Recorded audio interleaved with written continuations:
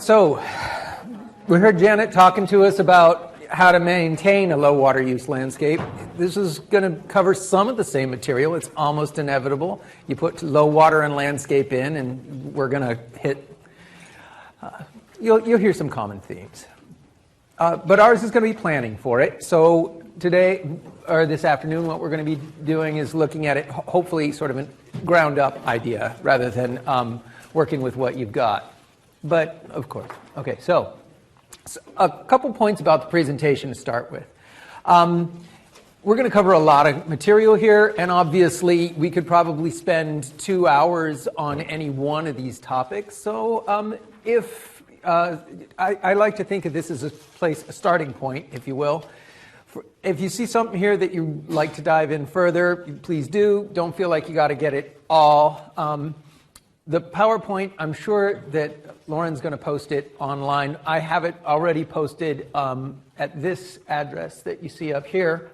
So if you don't want to take notes through the whole thing, you can always go back and review it. Okay, so when we're looking at a landscape, we're looking at really three main areas. We're looking at hardscape. And hardscape includes all of these things that we normally think of, driveways, pathways, patios, those kinds of things. But a lot of times what gets left out of the hardscape is structures, your house. And that's because, it's not really part of the landscape, quote unquote. But actually the houses, barns, outbuildings, garages are really important because what happens to water that falls on the roof of your house? It gets channeled into drain spouts and then it gets concentrated. And when all that water gets concentrated, it now have potential for erosion and things along those lines. So we would prefer, remember how Janet was talking about, we'd like the water to get time to slow and sink. And when it's concentrated like that, it's not slow and sinking at all. It's fast and concentrated. So we need to pay attention to their houses. They are part of our landscape. Then another thing is that we need to be considering in the whole thing is the irrigation design itself. And irrigation has a whole bunch of different parts, and I know you're all familiar with those. And then we have our plants. And there's a whole variety of those.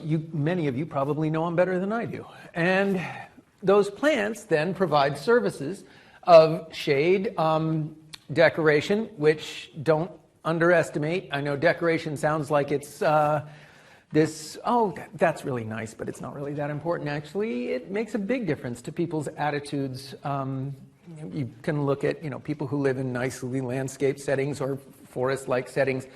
You have lower incidence of crime, you have lower incidence of interpersonal violence, you have lower stress levels, all kinds of things. It sounds a little bit light, but it's pretty important. You have play services for your kids, and you got habitat for wildlife. One of the big things is food, but shelter and other, just housing, essentially, for insects is really important, and the birds and things. And they're all connected, and they all tend to influence each other. It all gets integrated into a well-functioning landscape. Okay, so hardscape. Let's talk about that first. This is great because it reduces your planted area and therefore reduces your water use, right? Okay, well, there's some upsides and downsides to that. In the sun, you end up with hardscapes typically have raised temperatures, and they tend to be impervious to rainfall. And that's little trade-offs. So we can get around some of these things. For instance, this tend to be impervious to rainfall. Well, not if you use I'm getting uncomfortable with this. Not if we use permeable material. So pervious concrete, I don't know if you've heard of that. And then we have pavers. And we have DG and crushed rock. And you have bark, walk on bark. Lots of different things we can use. And if you're going to do these things, depending upon your scenario, now we're all gardeners here, right? So probably not too many of us are really big fans of permeable landscape fabric. I'm not. I don't have any of it at my house. But, you know, in certain settings, you know, if we're talking about, you know, we're working in say, a business complex or something like that, a condo association, maybe there are places for it. So, question mark for that. And it has its plus sides and its downsides. One of the things I don't like about it, it sort of keeps your mulch separate from your soil, and you get less interaction there. But it's water, it lets water through, it lets gas exchange occur, so you have a living soil at least. This is a picture of pervious concrete, so you can pretty much just take the water and pour it straight through the concrete, and it pours out the other side, which is very nice. But is there a problem with this? How do we install concrete? With the truck, right. Okay, well, that's true. So if you really want your concrete to stick around, you generally have to compact the soil underneath it a bit. You want to get it to about 80% compaction at least, and then you put a bed of sand underneath it. So that's nice, but how well does a clay soil that's been compacted to 80% conduct water? So it pours right through your permeable concrete, and then it puddles on top of the 80% barrier. So, I like to think of these as little rivers that are running through your landscape. I mean, that's essentially how they may end up functioning. It's not a bad thing, but let's not pretend that this is necessarily going straight into the soil. What it tends to do maybe is puddle here a little bit. But you can't see it puddle until you get a lot of rain. Okay, so what we call permeable landscape is really only semi-permeable landscape. For truly impermeable surfaces like non-porous concrete or asphalt, you want to take that water and you want to put it someplace where, again, this tends to concentrate water because all the water can't go down, so now it's got to go sideways, and there's already water falling on the other areas, so now you've got more water than you really ideally would like to have. So you want to give it grade it to a place where it can go and soak in a little bit. And one of the nice ways to do that is to cut slots in the concrete, and that allows it to drain in. This has some small slots cut. You will see even gratings put in some instances that'll allow it to drop in and go sideways. Okay, so, and it's nice to retain the water on the property for the wet season. And these are called rain gardens and bioswales and all kinds of different names for them, but they're all essentially the same thing. It's just a question of scale. And we'll get back into that a little bit later. But it's really nice because these hold the water on the property rather than just dumping them into the drains, which was sort of the paradigm that was being used in the, a big chunk of the last century, was to just keep it away from your foundation, get it, and then we have channelized Los Angeles River, those kinds of things. And everybody loves to go fishing there. No, actually, they film car chases there. Okay, so one way to deal with this issue of structures and hardscape that is impermeable is to collect that water. And then what we're doing when we collect that water is we're bringing back that action like a sponge, because we're holding it like the soil would hold it, and then we're going to release it slowly over time to use for our gardens or a whole myriad of other potential uses. But do you collect a lot of water from your roof or not? When do we get rain in California? In the winter, right? Are we using a lot of water to irrigate our gardens in the winter then? No. So if you have a 1,200 square foot roof, how much water does that collect? In a 1-inch rainstorm? In a 1-inch rainstorm? A lot. It holds about, 12, it should be somewhere around 1,000 gallons of water. Almost exactly, as a matter of fact, because it's 1,200, you take 12 inches, now you got a cubic foot, and you've got 1,000 gallons of, 1,000 cubic feet of water. I misspoke there, 1,000 cubic feet. How many gallons of water are in a cubic foot? 7.48. Very good. You get it. Nice.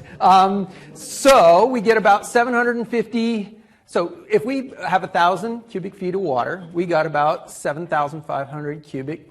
It's not cubic. We have about, I'm really good at math today. 7,500 gallons of water on that roof. And that's just in 1 inch. So over the span of the season, you've got a lot. So, you know, we put in our 50-gallon rain barrel, and you're going to collect a tiny fraction of that. But it's better than nothing. And, you know, so really, how far will 50 gallons of irrigation water get you during the summer? Yeah, exactly. Okay. So there are some creative solutions. You know, you can put cisterns in if, you know, you happen to have a hole burning in your pocket, you know. But, you know, pools make decent cisterns if you're not using them. And they can hold a whole lot of water. But then, of course, you got to deal with pumping it back out of the pool. So nothing simple.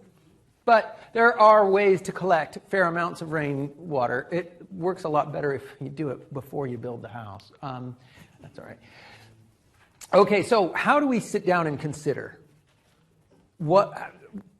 even whether we want to try and store rainwater or not? Well, this is borrowed from Brad Lancaster. Oh, I forgot to say, and I should mention, a lot of this presentation is not just my own. The introduction slide said by Stephen Swain and Carrie Reed, and she did a lot of the development of this slideshow, so I wanted to thank her up front. She's another environmental horticulture advisor in Zone 9, since we're all going to describe where we live by what zone we're in, I guess. Yeah, questions? Can I just ask them before we write off that 55-gallon drum? I'm not writing it off. I have one. I love it. I know, I've got a bunch of them, because in the spring, you know, the way we get rain around here is it rains, and it doesn't rain for a couple of weeks, and it rains. So the thing fills up, you use it during that dry period while you're establishing your plants, so you can fill it like 5, 6, 7, 8 times. It's true. It's not like you just fill it and wait for summer. That's true. Absolutely. And that's, you know, I mean, that's how, even if it is raining when and the thing's full, you can always dip into that and refill your toilet with it. You know, there's a ton of different ways to use the water.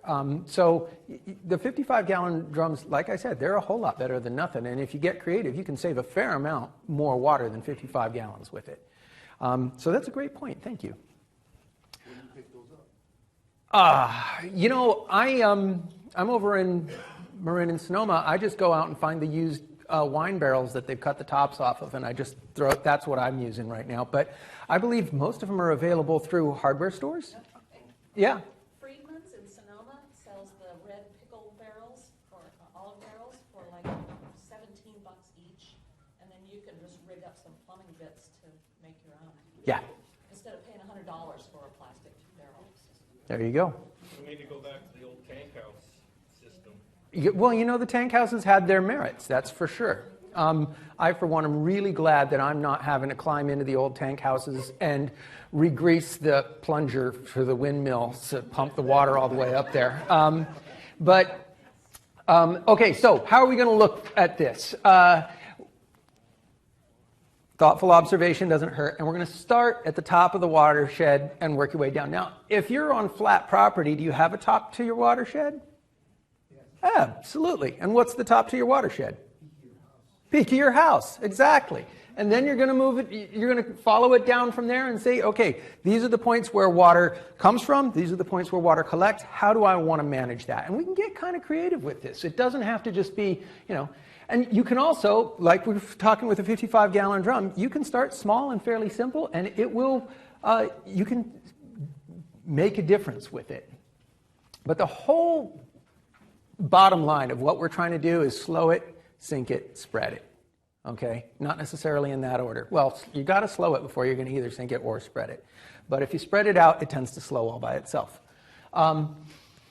Okay, so how have people gone and done this? If people are getting creative, you can pipe it out onto your driveway. If your driveway is semi-permeable, then you're in good shape. I mean, nobody calls anything semi-permeable. I'm only calling it in here for the sake of being clear that it's It's a lot better than impermeable, but let's not pretend it's as good as your lawn or your garden. Or you can start pumping it, or not pumping it, letting it flow into flower beds. So you can plan and manage the water instead of being a problem as a resource.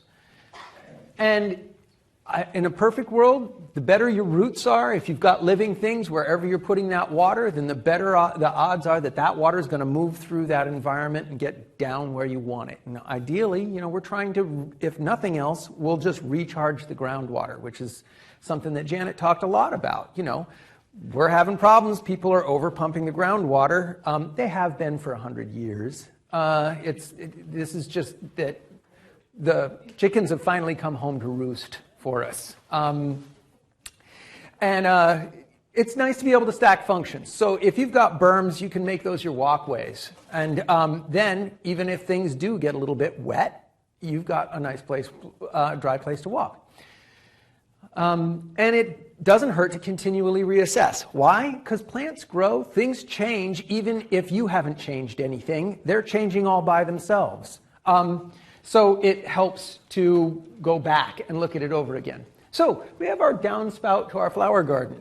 It looks great. So what are some things you're going to want to consider here when you've got a flower garden, when you're deciding to put this together? Yeah, go ahead. Water plants. You would not want to put your more tolerant, drought-tolerant plants if you're going to have that drainage. Right. They've got to be able to handle flooding. Some drought-tolerant plants can handle flooding. A lot can't. You don't want to be putting your prickly pear at the base of the thing. On the other hand, we'll get to that. Okay, downspout to barrel. So the whole barrel consideration is good. We like it, but there are some things to consider about it. How come their downspout is still connected here at the base? Yeah, both. So we got first flush issue and overflow. So what is first flush? Anybody? It's the trash from the roof. Great. And how is that working? Well, ideally, you will put a little valve on the bottom of your downspout, and you'll turn it off. And what will happen is all the trash from the roof will flow into that pipe, and it'll start filling this thing up. And when it fills it up to a certain point, then after a little while, the clean water will start running into the tank. All the dirty water is stored up in the down part of the tube. Does that make sense? And then you can open that valve up, and all the dirty water goes flushed out, and you've got pretty clean water going into your tank.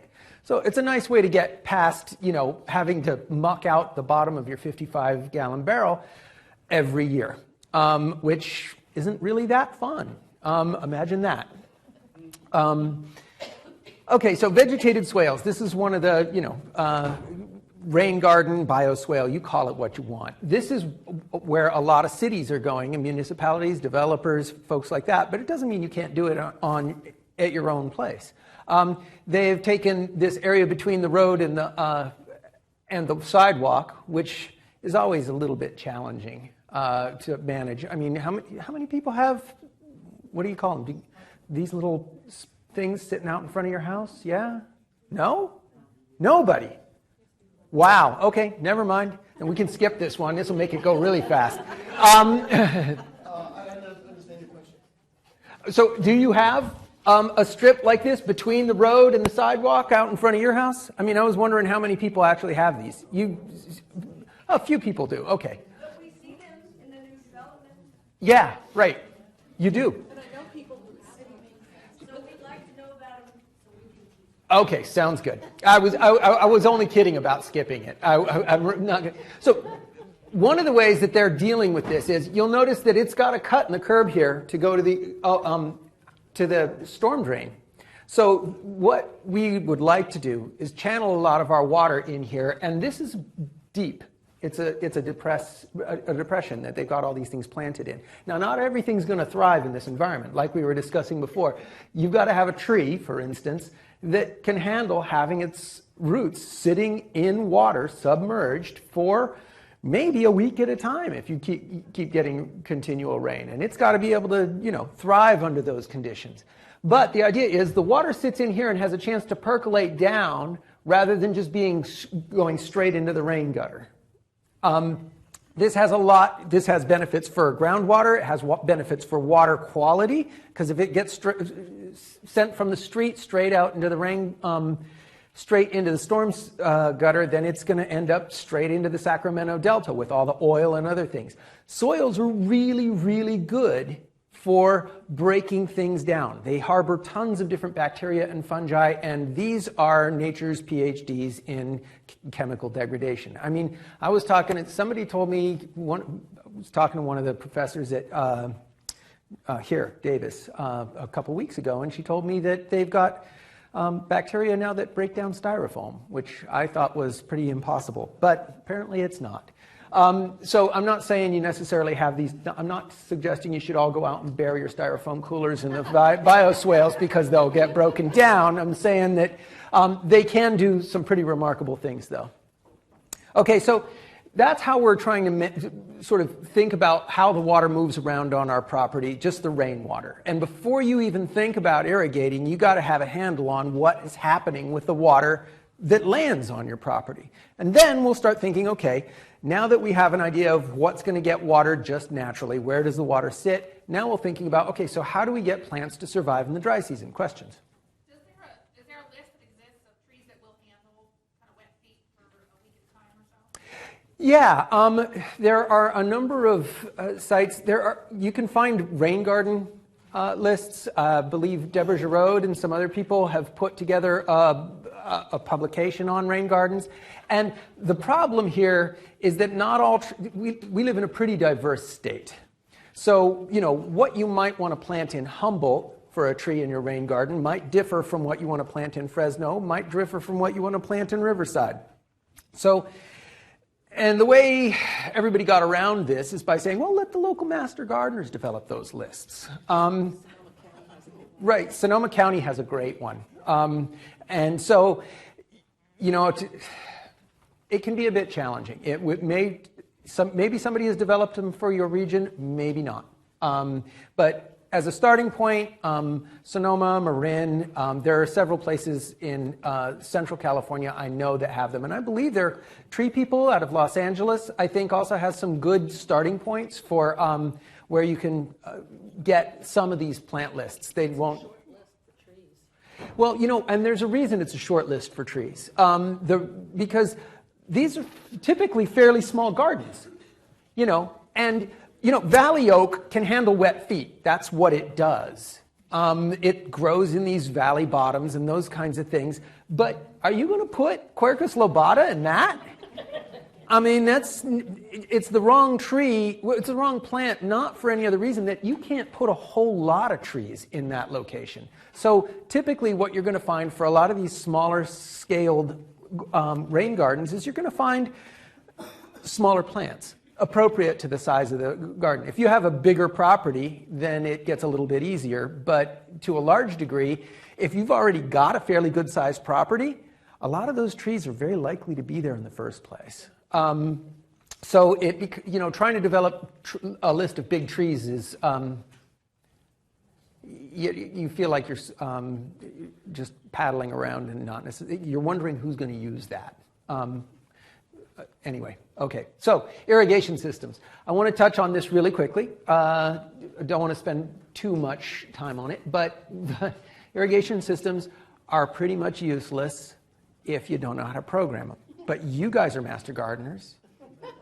So you have probably heard from plenty of people who have said, oh, well, yeah, we have one, and I have no idea how it works. And, you know, so maybe your gardener knows how to work it, and that's okay, except that, you know, when your gardener moves on to a different company or whatever, he takes that expertise with him. So it helps to learn to use your own systems. Utilize multiple start times. There's a whole row of reasons to do this. Janet covered one of them, say to help control runoff from the surface of your soil. The other one is, if you've got all your drip systems coming on at 6 a.m. and they all come on together, what happens to your water pressure? It drops to 0, and none of your irrigation systems work correctly. So you've got to have them run on sequential starts, unless you're very clever and you happen to have extremely high water pressure, and then you can maybe, okay, none of the drip systems work right at 140 psi, which is what I have, but if I turn them all on together, then I only have 40 psi, I'm good. You could make it work if under the right circumstances. Okay, install rain shutoff. Why? Well, I mean, how many folks have we seen irrigating their lawns? I don't think it's so common anymore. People are starting to wake up to the whole drought thing. But I mean, I have pictures that I took when I started, and that was only 10 years ago, of, landscapes, commercial landscapes in particular, with their irrigation systems on, and it's raining. And it's like, okay, so how much water are we throwing away? Okay, so they can work on a number of different formats. The oldest irrigation systems, as I'm sure we're all aware because they've been around forever, are just timers, And those can work pretty darn well if you're conscientious about working with the timer and remembering to turn it off when it, rains and those kinds of things. But then they get more clever, and this is both a good and a bad thing. Because then you can have weather-controlled ET. So we were talking about evapotranspiration. Janet was talking about that, ETO. So these guys talk to the local CIMIS station in many instances, or you can hook them up to your local, like a backyard weather thing like you see here in the picture. And they will base their watering recommendations on what ETO is at the local CIMIS station. Now that works okay if you've got a local CIMIS station that's pretty close to your particular climate. But California is also I don't need to tell you this, California has a lot of microclimates. I mean, if you go and look at, USDA zones for the entire United States, you see all these little pockets and things in California, and then you go to the Midwest and it's like, oh, well, the state of Nebraska, that's zone, whatever it is, I don't know. So we have a lot of little microclimates, and that can make things a little bit challenging for us. So if you're you don't have a local CIMIS station that you think is good enough, Marin County is a good example. They're all on the east side of the county. If you're on the west side of the county, you get all this fog influence, and it doesn't do you that much good. It might not hurt to use a local one. And basically all these things do is they adjust, as we've said, based on what those stations are telling them. Another way you can get around it is there is the Weather Underground. Are you guys familiar with the Weather Underground? So the Weather Underground, and it's just one word, wonderground.com. So it's just W in front of underground to get wonderground.com. And instead of using CIMIS stations, they just use all of your any of your neighbors who have weather stations that report to the web. They will use all the other local things, and they'll sort of extrapolate. Now, what's the problem with using all of your local, your neighbors and their buddies' weather stations? Exactly. The nice thing about CIMIS stations is they have people out there maintaining them, they calibrate them, they make sure that the turf on which they're based is mowed, that it's weeded, so it really is based on a cool season grass standard. This other stuff, it's might be worth what you're paying for it. And since you're not paying much for it, garbage in, garbage out, yeah, it could be. On the other hand, we all know people who this is their hobby, and the root of amateur is a Latin word, amor. They're doing it for the love of it. And sometimes you cannot get, I know people scoff at amateur stuff, but some of the very best gardeners I know aren't professionals. They're you guys. And you guys know, in your own organizations, you've got one or two people that if you could hire them to do your backyard, it'd be like, yeah. Except I like getting my hands dirty. So, okay, so controller types. The fancy new stuff is now soil moisture based. So this actually has sensors that you bury in the ground in the areas that you want to know. And this measures the soil moisture and tells it when to water. And that seems like the really logical thing to do. But as we get more and more advanced, and I'm not trying to discount these things, these are good systems and they work, but I do worry a little bit. How do you know when one of these breaks? I mean, a timer's pretty easy. You walk outside and either the timer's on and the irrigation system's on, or the timer's off and the irrigation system's off. As long as that's correct, you know the system's working. But on a soil moisture-based system, is it off because, I don't know, I mean, now it's a lot harder to calibrate and figure out whether everything's working correctly or not. I mean, are you kind of getting where I'm going with this? No? Well, just my own experience is that you can just usually use your fingers and reach down there and see if it's moist or not. Right. No, that's where I'm going with it. You know, ultimately, I do. This stuff all sort of verges on magic, because this stuff all essentially comes on at about 5 a.m.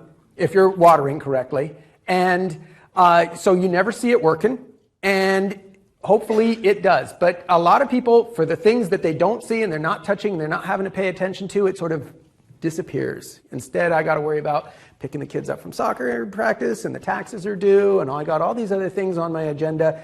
And until the plants start wilting, I don't even think about the irrigation system. And these can go wrong for, you know, everything from I hit it with a lawnmower. It was supposed to be buried, but, you know, my kid was digging a hole. You know, forget it. The more complex it gets, the more opportunities there are for things to go wrong. But they work really well when they're working. So the question is, how do you know how well they work? This is where I wanted to go in part with it. And the other thing is, we are going to get back to, and I feel a little bit like I'm preaching to the choir here, but don't be afraid to go get your hands dirty. Okay? If you're worried about it, go dig in the soil. It will tell you a ton. And I'm talking to gardeners, and it's kind of silly to be preaching to gardeners to go get their hands dirty. But this is the Smart Water Application Technology site, or SWAT. And they rate these systems based on how well they actually do, and they rate them against each other and against standards. So this is a really useful website if you're going out and trying to pick out, I want to have X, Y, or Z controllers. Or I'm thinking about picking one of those three. Okay, so we've also been talking a little bit about, speaking of irrigation, so that got on now we're going all the way from the very complex back to the super basic. We were talking about deep watering landscape trees. How do you do that? Well, we were talking about hand watering. Well, are you really going to stand out there with a hose? I mean, that's what hand watering brings to my mind. Is standing out there with a hose, and you're going to try and, you know, cover all this area, and it gets really boring pretty quickly, and then the dog starts chasing somebody down the street, and you get distracted. So one way to do this, I mean, this is laser line, or it's inline emitters or soaker hoses, and you just wrap the soaker hoses, and ideally it should be something just inside the drip line or around the drip line, again, not too close to the base. Now, I know you're looking at this and you're saying, but Steve, I see all kinds of things wrong here. I mean, they don't have mulch at the base of their tree. They've got this sitting on lawn. It's not even covered up. I get it. But if I showed you a ring of mulch in a lawn with nothing on it, you'd be like, what are we looking at? So, all I'm trying to say is, this is about where you want your placement, and you're going to run that till you get water. How deep? 3? Oh, come on. Really? How many of you guys have dug a 3-foot hole to check to make sure water's getting down there in the last year? You got a post hole? You're going to use a post hole digger? Is that what I'm... A soil probe.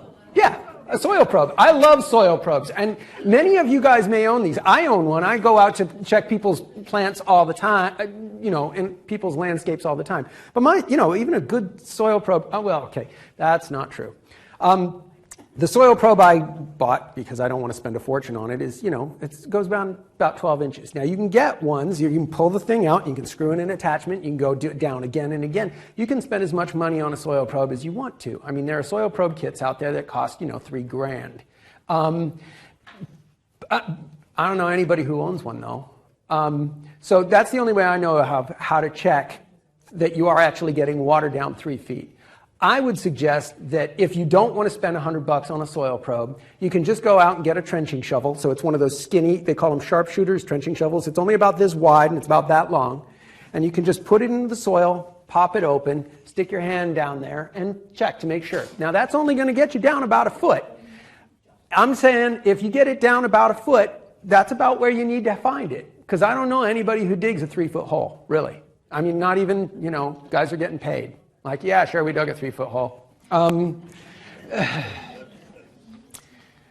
Okay, so know your soil and know your system. And that just goes, what Janet covered in terms of sandy soils versus clay soils, it's going to make a big difference as to how you're going to water in order to get that water down 12 inches or 18 inches. Yeah? That last slide. Yeah, this last slide? Right around the tree, is that drip or is that? Yeah, this is an inline drip emitter.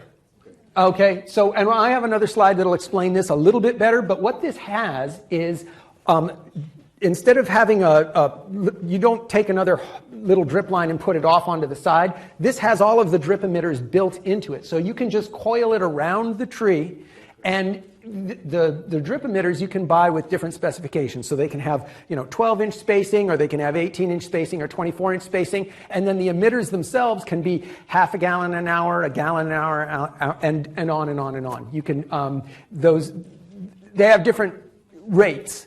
So you buy a different hose for different rates, and the only problem you've got is if you need to make sure you've got enough water pressure to drive. You know, you can't hook 500 feet of this hose up to a single hose and expect that you're going to be able to get uniform distribution, because there's so many emitters in 500 feet of hose that by the time you get out to 200 feet, you've already dumped most of the water out of the thing. And so you're not getting anything in the last 300 feet of hose. Does this make some kind of sense? Okay. No, they don't clog. They are pretty good for not clogging. And I was also taught that if you do a long stretch of this, you need to loop it. That's true. Now, Dump it in. and so, right. Well, no, there's all kinds of different. They teach entire courses here at UC Davis on irrigation design, and there is no way. But yeah, ideally, in a perfect world, you'd loop it. At the end of that loop line, you'd like to have a purge valve. Those work. You'll hear different opinions about how well those work. But if there is a little bit of dirt that gets into these things, they will clog those emitters. And so you really need to make sure you're running fairly clear. And that's one of the things they've got here on this kit.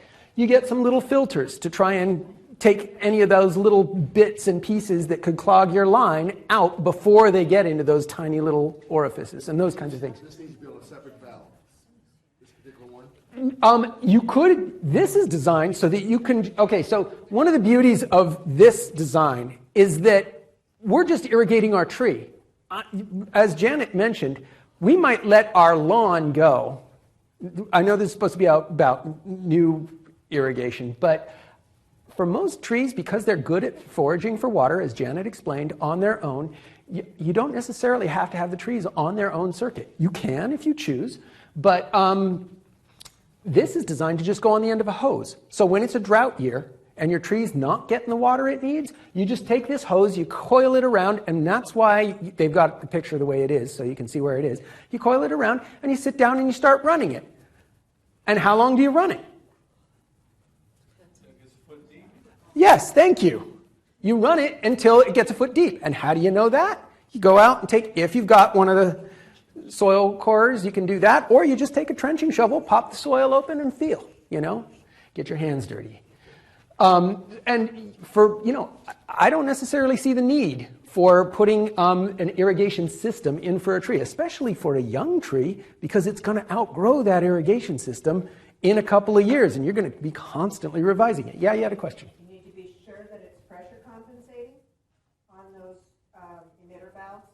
Yeah, they really do work best when you're at about 40 psi, typically. So if you've got something way off from those 40 psi, you can buy pressure compensating emitter valves, and even those you often will only compensate within so much of a range.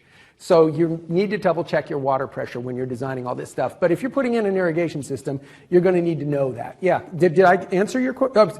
And the question was, do we need to have the irrigation system be pressure compensating? And the answer is, some of them auto compensate to a degree, but if you've got water pressure that's outside of the range, you're going to need to put you're going to need to do something about that ahead of time. Yeah. What our water agency person said was, if they're non-pressure compensating valves, then you'll get more water at the beginning of your line and less water at the end. That sounds right. Pressure compensating, then all the valves will Be roughly the same amount of water. Right. Question? Well, I think there's two things. You need to have pressure regulation before it hits your manifold. Then you have in each emitter is pressure compensating. So, right, the emitters, and you can buy those or not. You only need pressure compensating emitters when you're running long lines. If you're not running long lines, it's not an issue. And exactly where it becomes long, 20 feet. there you go, 20 feet, okay. We'll just make up, that sounds like a good number. 20 feet, okay. No, if you have 20 feet of emitters, yeah, you might need to worry about it. If you've got 20 feet of line with one emitter at the end of it, you don't have any problem. Does that sort of make sense? Okay. I was misunderstanding your question. Thank you for clarifying that. Yeah, question? You said that most young trees don't need irrigation. You were talking about ornamentals. You were talking about fruit trees. No. I did. Okay, if that's what I said, then I misspoke. And if it's not what I said, then somewhere my message got garbled. So I need to restate that. Young trees absolutely need irrigation. Do not get me wrong. I am saying that you may not want to design your irrigation system around your tree, especially a young tree, because that tree is going to grow quickly and it's going to outstrip that irrigation system in no time. So if you're going to be installing a new landscape, you want to make sure that your things that are going to remain fairly constant, like a vegetable garden, they will always be about the same size and you're going to be doing about the same thing with them. Your aloes might grow a fair amount, but they're always going to be so low water use that you're not going to have big problems with them changing their water use requirements. But if you put in a young valley oak and it's this big around and you hope that it's going to only use 20 gallons of water and after 5 years, oh man, we're blowing through time. You're going to be in for a nasty surprise. Okay, so know your soils and know your system. We already covered this. Don't apply faster than your soil can absorb, right? Multiple start times. You run it in sequence. So we don't want our application to exceed our infiltration rate. So we want to use the most efficient delivery system that we can for each zone. And drip works great for a lot of these different things, vegetable gardens included. And again, this is not what your vegetable garden drip line should look like, but if I just showed you a vegetable garden with mulch in it, it wouldn't be much fun to look at. You'd be, what are you showing? Okay, so that's a decent layout, and now you need to bury it. Rotary, MP rotators, those kinds of things are what we're talking about. If you've got turf, these can save you some water and money. And you're going to want to use available resources. We already covered a lot of what those were with Janet. So to create a monthly schedule. And when is the peak water demand? July. And you're going to be shooting for some time and making sure the soil stays moist, 12 inches down around July for your trees. It's going to be shallower for your lawns. And you're going to have the valves, you're going to have things that different plants are going to have to be on different valves. No, that's not true. Plants with differing water needs are going to have to be on different valves. And plants that have a different delivery rate of the system. So you could have the exact same plant on a hill and on a flat, but you're going to need to have them on different valves because the hill is going to take sequential starts and the flat is not going to require that. Does that make sense? Okay. And then you're going to want to post this sort of stuff as a baseline by your controller. And you're going to have to modify that when you get into drought years. Okay, and we already covered this. Janet had much nicer, curves and all that other stuff. But the idea is you're not going to run 75 minutes of runtime ever on anything, even if it's flat and it's lawn. Because 75, you're just going to end up with a small lake. Okay, so we're going to touch gray water here. And So gray water is not something that comes from toilets or kitchen sinks or disposals. It comes from bathtubs, showers, bathroom wash basins, clothes washing machines, laundry tubs, and it can't come from your dishwasher either. Okay, there we go.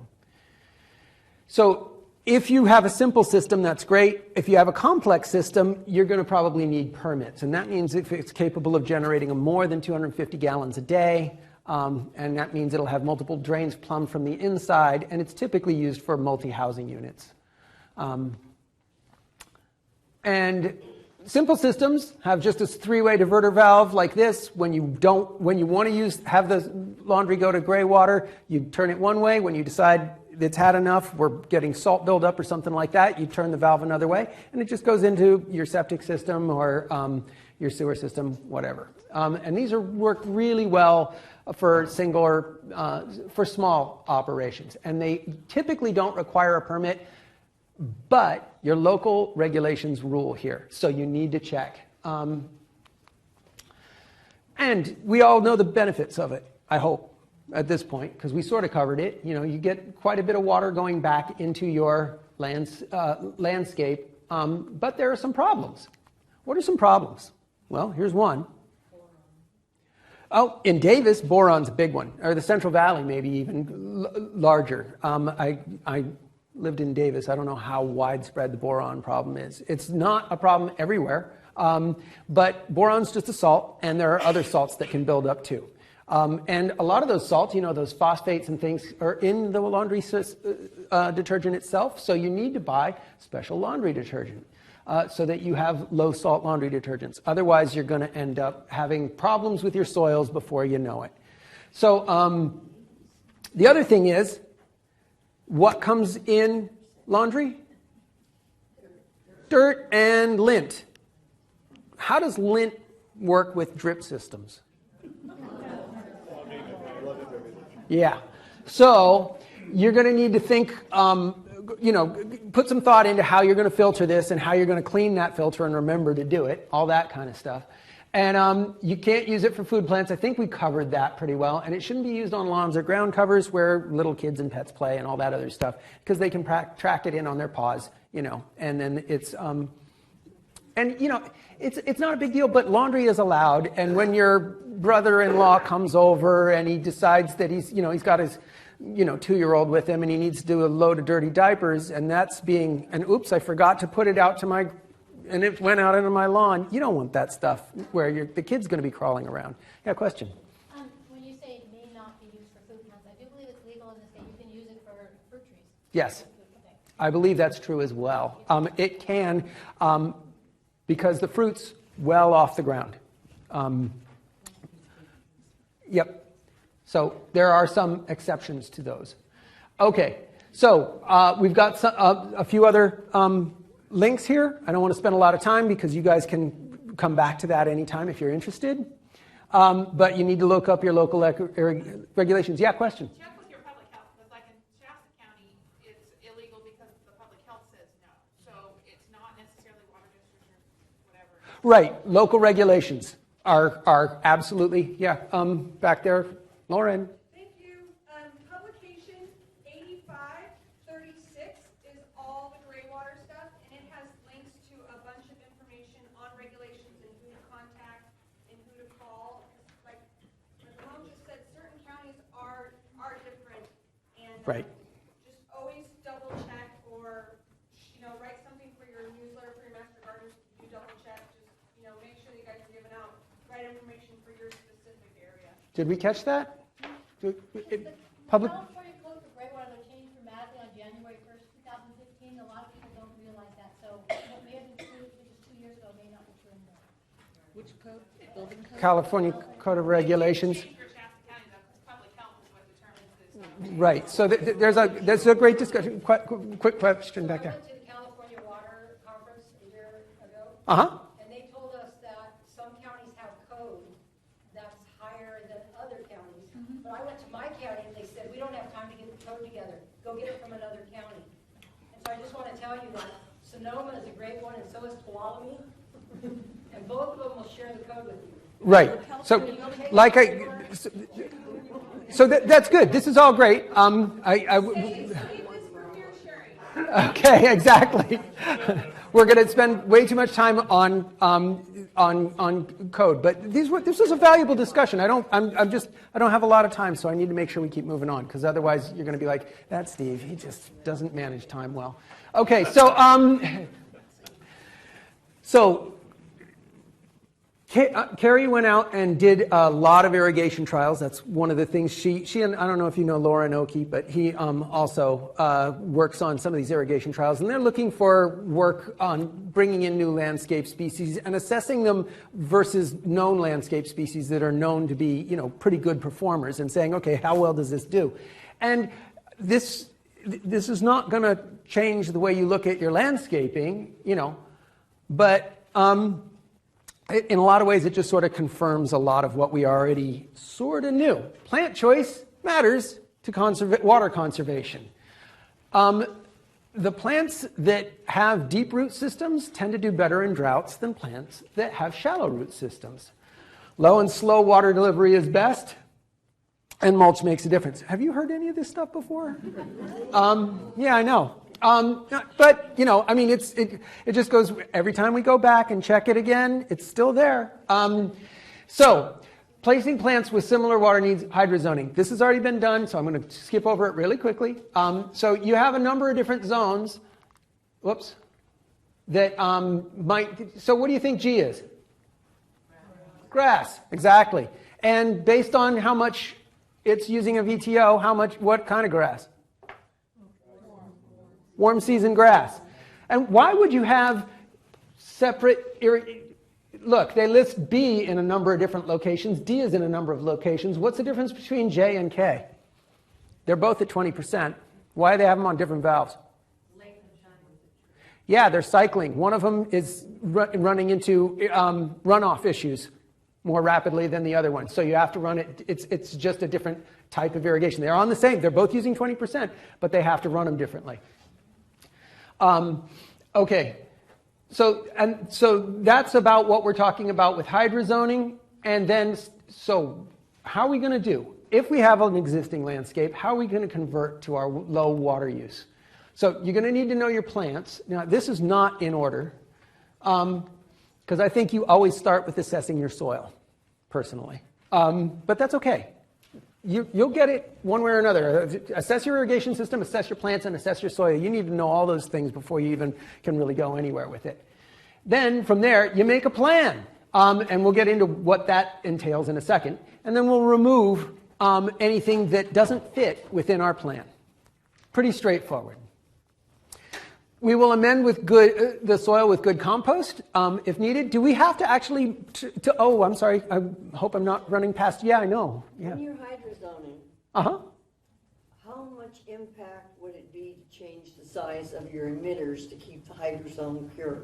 In other words, if you have different water usage plants that are slightly different and you change the emitter size.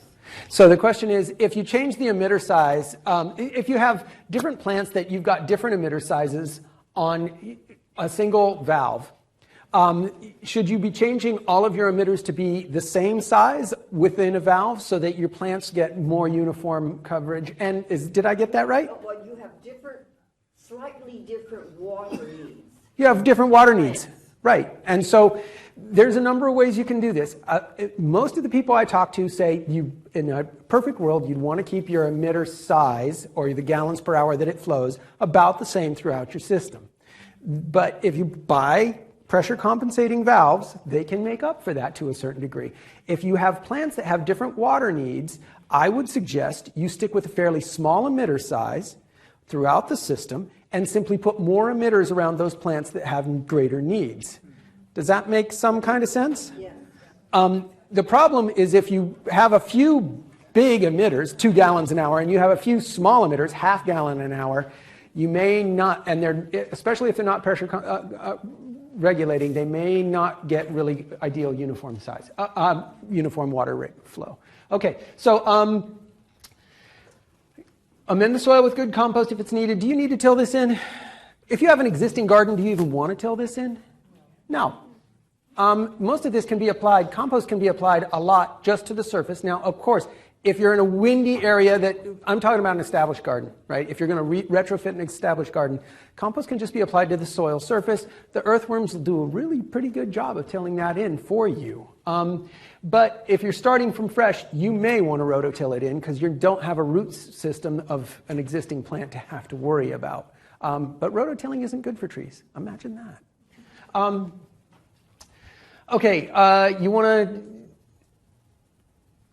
to use the most efficient system for your space, and you're going to you may want to plant new material. If you do, be very careful about how the quality of it from the nurseries.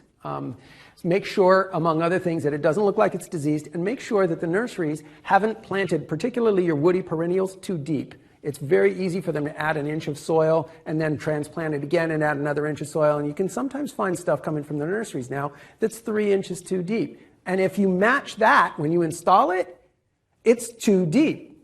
I mean, so you're going to have to go back and excavate that root crown when you go in. So planting new material, when you do plant new material, do be careful.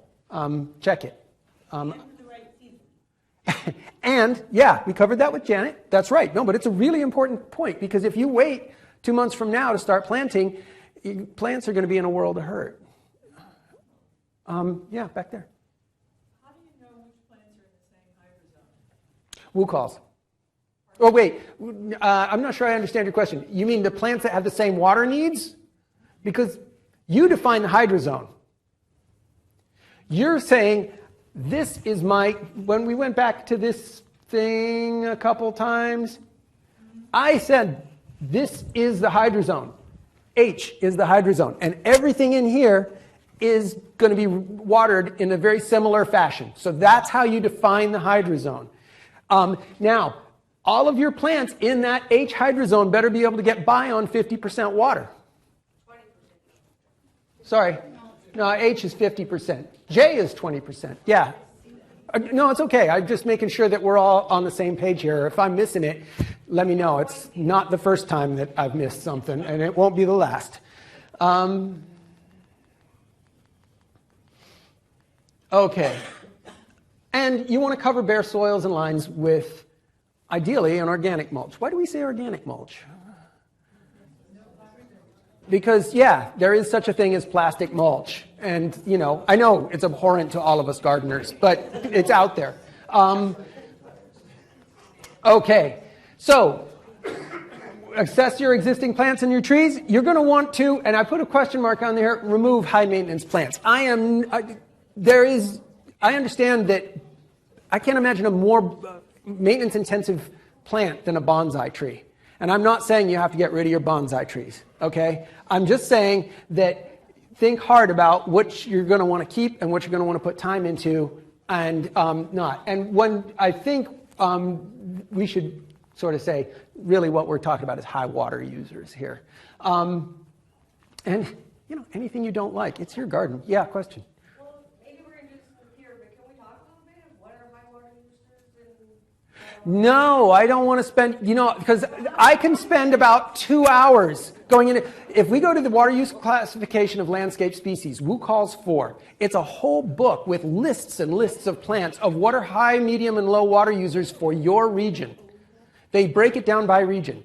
And I have a link to it. I promise you. I will make sure. If Janet gave you a link, there's a link on this one too. Okay? But plants aren't kids. It's okay to get rid of them if they're not performing. And even if they are kids, you know, when they're 18, you know, if they're not performing, then they're gone. So build around you and what looks good. And hydrozone. Move plants together with similar water needs. And just make lists. Okay, so how do we assess existing irrigation? What if we're trying to rebuild our landscape around an existing irrigation system? Well, the first thing to do is go find all of your sprinklers and emitters and make sure they're actually connected to valves. And find all your valves and make sure they actually go to something else. It is amazing going through old things. You can find 3, 4, sometimes 5 generations of irrigation systems installed, and it's a mess. I'm sure you guys have seen this stuff too. It's almost funny because it's like, okay, how are you going to figure this out? Because you got to rip everything out. Which stations on the controller are assigned to which valve? Find all the sprinkler heads and find all the drip distributor heads. Decide what you're going to want to. You might be able to use some of the existing infrastructure if it's in good shape, but you're going to have to figure that one out too. You might want to check to see that it doesn't leak and other fun things. Okay, so where are we going to use drip? Well, we're going to use drip in most things. Now, health strips is an interesting one. Carrie, this is her terms. Anybody? That's what she calls these things along the things. And they're hell because this is where everybody parks. This is where everybody's dog poops. You got to run your irrigation system underneath the sidewalk to get to them. I mean, they're not, and then the city maintains the right of way on them and reserves the right to plant their crews on top of your careful landscaping and to prune the trees and all that other stuff. Thank you, Lauren. Got it. So why are we using inline drip here? Because drip doesn't have blockage issues. It doesn't need to be able to spray water. It applies water where it needs to, and it's done. And it is the most efficient if it's installed properly and, it doesn't say here, maintained. You got to actually check that it's working. And so here, inline drip. So this is the same thing. And these guys go, it's tubing that has internal emitters. So it's what we showed you pictures of before. And in this case, it's laid in a grid pattern. This is a very typical sort of installation. So you get different emitter rates that are installed within that. They're all the same. So, but you can buy this stuff in quarter, 0.4, 0.6, 0.9 gallons an hour per emitter. And then they have different emitter spacing too. So you can get, wide spacing with high flow emitters. You can get close spacing with low flow emitters, and everything in between. So this is about an 8x8 bed. You've got about 10 sections of 8-foot tubing. So you got about 80 feet of emitters on that. If you've got 0.9 gallon per hour, you got 720 gallons an hour going through this thing. You better make sure you have enough water flow to be able to handle that. That's a lot of water going if it's at 12-inch spacing. Anyway, so you check it. And how do you check it? You read the directions on the emitter tubing. That's where you're going to get your how much line length you've got with how much water pressure. Looks like a loop system too.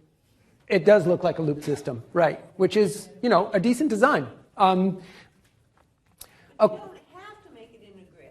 You don't have to, no. You can wander it. You can, and that's how I do it. I have a big S going through my, a big S shape going through my, it doesn't have to be in a grid. That's an ideal situation because it helps eliminate blockage issues. Yeah, so there's a lot of different ways to skin a cat. I don't want to get into irrigation system design because you can spend days on it, really, semesters on it. Okay, so plants in the new California landscape. How are you going to plan for these things? Okay, on one hand, you will either know what you want already, and so that's one option of figuring out how we're going to do things, or you don't know what you want. You've got a blank canvas and you're open to all the possibilities. Then we'll do things a slightly different way. So if you know what you want, you make your list of the things you want. You look up the water needs in WUCALs, as we've been talking about. You group your plants by their water needs. You hydrozone and you shop and you plant. Pretty straightforward. If you need to figure out what you're going to do, decide on the types of plant you need. Okay, I want some fruit trees, or I want some drought deciduous plants, those kinds of things. You use WUCALs to generate a list of various different options within those water lists that you've got, and you narrow the list down after you've gone to the nursery and looked at them and said, ooh, that's a lot uglier in person than it was in the picture. And then you shop and plant. This is the site. This is WUCALs. Again. And this is on the thing, so you can come back to it anytime you want. So, Arboretum, All-Stars, did you want me to keep that up there for a little bit so you can copy it down? Just because because you know as well as I do, you're not going to actually look this up later. That's fine. I'm good. Yeah, question? Steve, could you introduce yourself to us? I don't know if I did. So, no, I don't think I did. Who am I? I'm the environment. My name is Stephen Swain. I'm the environmental horticulture advisor for Marin and Sonoma counties. I've been in the position for, I'm getting close to a decade now. And my background is plant pathology. I was hired for my expertise in sudden oak death and all these bugs and things like that. They were all very new to me. So I've learned a lot on this job. And not all of it's correct, unfortunately. And that was supposed to be funny, but it just fell flat on its face. Okay, so where do you go besides woo calls if you're looking for ideas?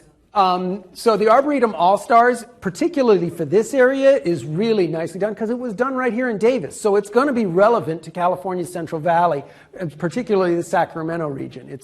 But the Arboretum All-Stars is so good that you can use it in Marin, you can use it in Humboldt. I mean, not everything is going to be applicable, but certainly a lot of it is. So I'm a big fan of this. And you can use the All-Stars to search through things. So you can tell them, I'm looking for a perennial. I want it to be, this size. I want it to have this kind of water use. I want it to have yellow blooms. And, of course, if you put enough restrictions on it, you're going to get a fairly short plant list. But you can put restrictions on it. It'll help narrow things down. Okay. So what are low and moderate water use plants? Well, like we've talked, California has a ton of different climate zones, so just because it's a California native does not mean it's water efficient. But a lot of California natives are water efficient.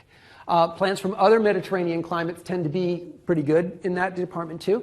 And there are even some surprises from subtropicals and things that perform well in California and will do well, thank you, we're on time, in areas in the shade.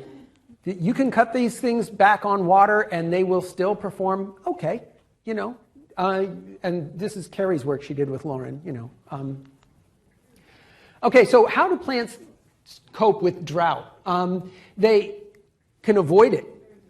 A lot of them do just this. They're not really that drought tolerant. They're more like drought avoiders. So they can tolerate flood. Well, what happen? Where do floods happen? Floods happen where water collects. So they're growing in wet spaces. Well, they're not really drought tolerant, but they can handle wet feet throughout the whole winter. So they tend to be the plants that can do well in the summer because that's where water tends to still collect.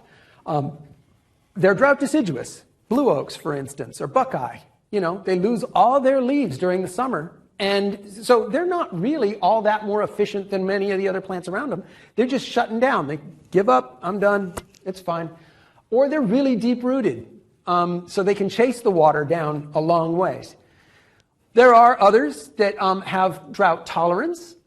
They have special devices that allow them to maintain their leaf shape. They don't wilt. They have protective tissues and enzymes. And good examples of these, for instance, are all the succulents. They basically hold their breath all day long and only breathe, quote unquote, when it's nighttime and the relative humidity is higher. And then you get really high efficiency plants those tend to be, well, we'll get to them in just a second. So there is a difference. This Nipophia over here is thriving under next to no water. And then we have some of these sedges that just survive. But this sedge is more of a drought avoider, really, because it can grow in very wet areas. It can handle winter wet, where the Nipophia can't really necessarily. But there's a difference between, so the Nipophia is really drought tolerant, and the sedge is more of a drought avoider.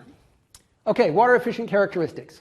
Leaves that are, so you can just look in the nursery, and you guys know this stuff, that are thick and waxy, tough, small, fuzzy, highly textured. All of these things woolly lamb's ear, a good example of a plant that has a whole bunch of these all wrapped up into one. Very drought tolerant plant. Very water use efficient.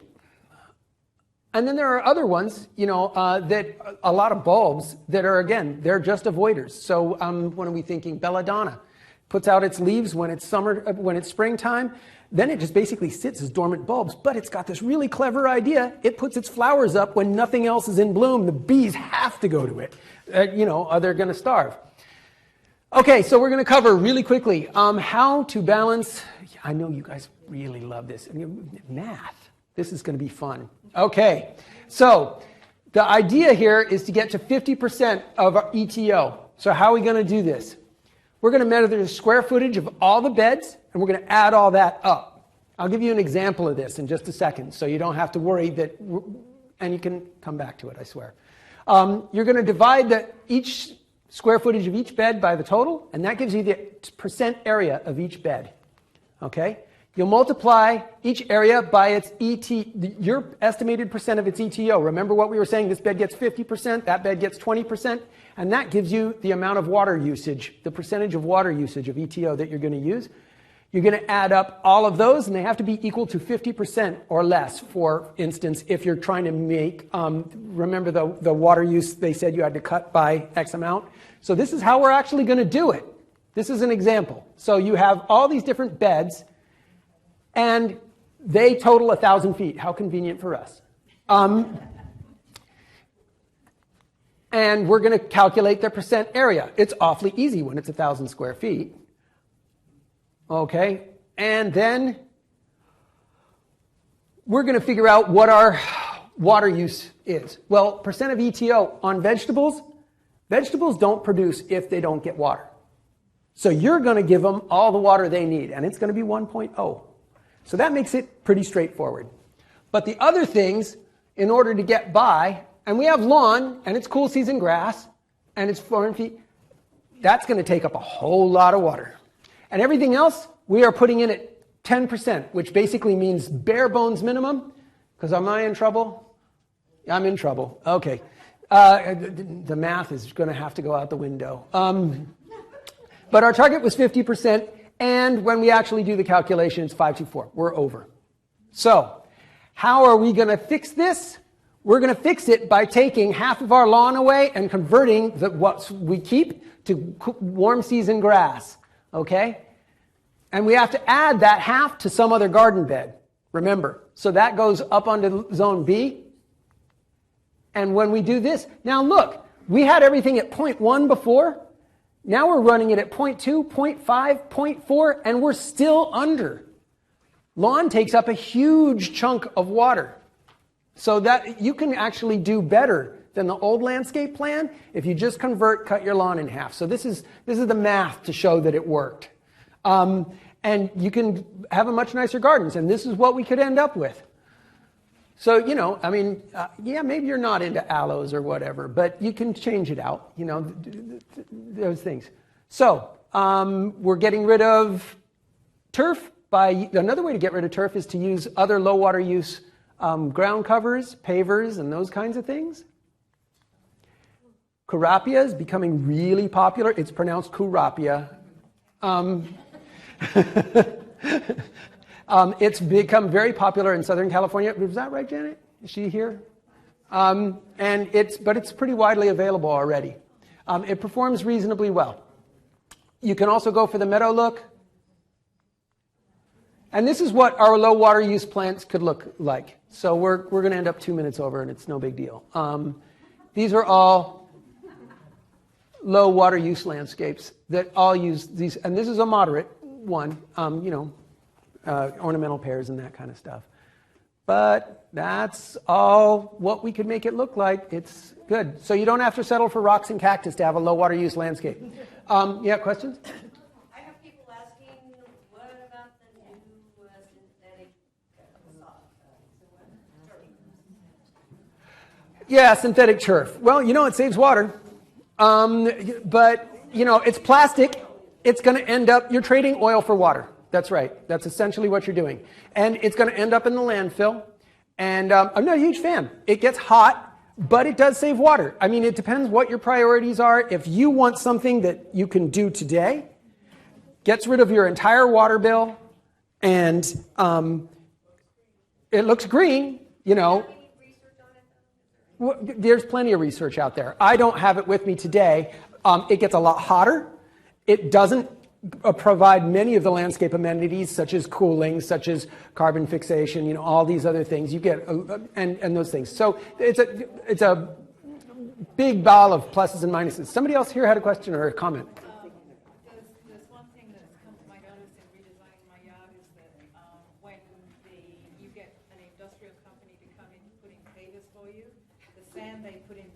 pavers has a bonding agent in it, so it stops the drainage. It stops Ah. ants coming up in between the pavers, you know how they'll come up and make those little piles of sand. And they can't do it. And they, So the comment was that when we have companies coming in and doing this conversion for you, they will often put in pavers and they put a bonding agent in with the sand that they put in between the pavers, so that it becomes either a semi-permeable or impermeable surface, essentially. And so just because it looks permeable doesn't mean that it really is, and that keeps your maintenance issues down, and they end up feeling like they must have people who are happy with it, though.